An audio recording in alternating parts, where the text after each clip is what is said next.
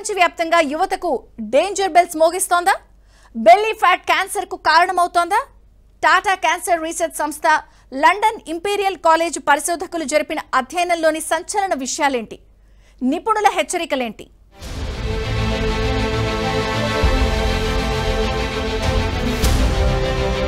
యావత్ ప్రపంచాన్ని ఇప్పుడు ఒక కామన్ ప్రాబ్లం వెంటాడుతోంది. అదే ఒబెసిటీ.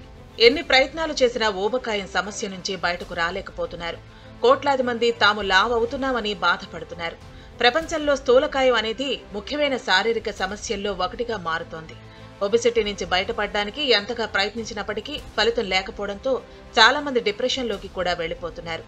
ముఖ్యంగా యువత ఈ సమస్యను అధిగమించలేక సతమతమవుతున్నారు.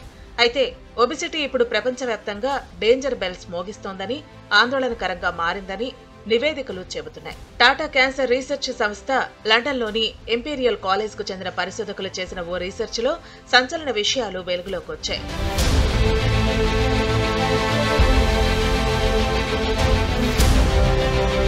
యువత, వృద్ధుల్లో ఊబకాయం కారణంగా వచ్చే క్యాన్సర్ కేసులు ప్రపంచవ్యాప్తంగా గతంతో పోల్చితే పెరిగాయని ఈ అధ్యయనం తెలిపింది.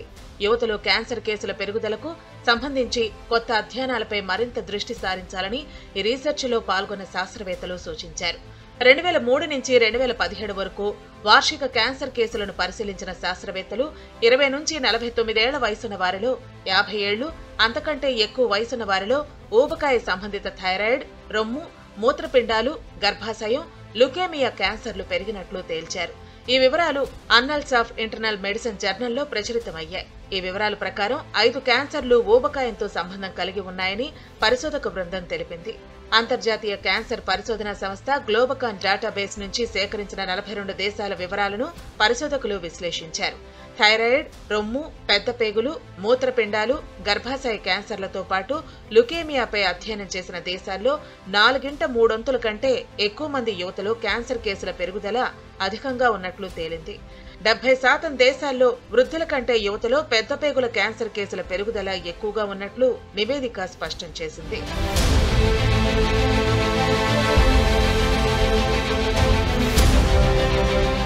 నిజానికి ప్రపంచవ్యాప్తంగా యువత ఆరోగ్యం ప్రమాదకరమైన స్థితికి చేరుకుంటోందని లాన్సెట్ కమిషన్ ఇటీవలే ఓ అధ్యయనంలో హెచ్చరించింది. 2030 నాటికి ప్రపంచవ్యాప్తంగా 46 కోట్లకు పైగా కౌమార దశలో ఉన్నవారు అధిక బరువు లేదా ఊబకాయంతో బాధపడతారని, అనేక ఇతర ఆరోగ్య, మానసిక సమస్యలను ఎదుర్కొంటారని అంచనా వేసింది. ఈ పరిస్థితి యువత భవిష్యత్తుపై తీవ్ర ప్రభావం చూపుతుందని ఆందోళన వ్యక్తం చేసింది. ఊబకాయంతో పాటు యువతలో మానసిక రుగ్మతలు కూడా తీవ్ర ఆందోళన కలిగిస్తున్నాయని లాన్సెట్ స్పష్టం చేసింది. 2030 నాటికి మానసిక రుగ్మతలు లేదా ఆత్మహత్యల కారణంగా 4.2 కోట్ల మందిని కోల్పోతామని, ఇది 2015 కంటే 20 లక్షలు ఎక్కువని అంచనా వేసింది.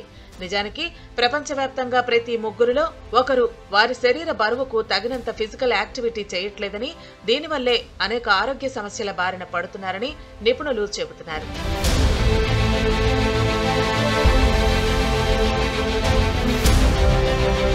ఆరోగ్యమే మహాభాగ్యం అంటారు పెద్దలు.